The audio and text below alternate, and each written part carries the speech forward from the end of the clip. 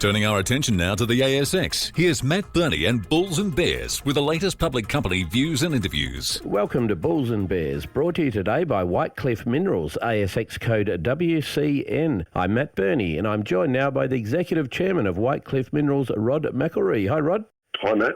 Okay, so Whitecliff holds just shy of 10,000 square kilometres of exploration tenure, stretch across the length and breadth of WA, covering a multitude of minerals, albeit with a slightly stronger focus on rare earths and lithium. More recently, however, the company picked up about 800 square kilometres of ground in Canada that has a rich history of copper exploration and, I might add, some eye-watering copper grades. Okay, Rod, where exactly is this ground and what's its history?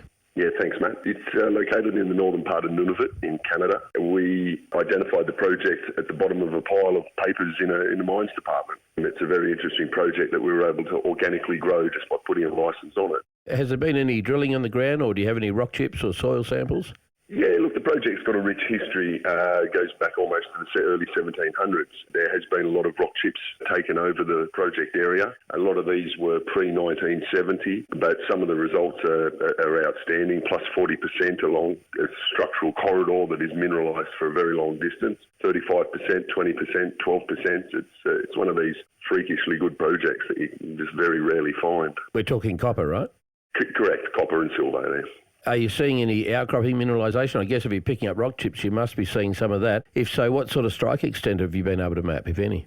Yeah, this is the extraordinary thing about this project, Matt. The strike of this is more than 100 kilometres, and these high-grade occurrences can be traced along the entire length of that structural corridor. It's a very well-mineralised part of the world.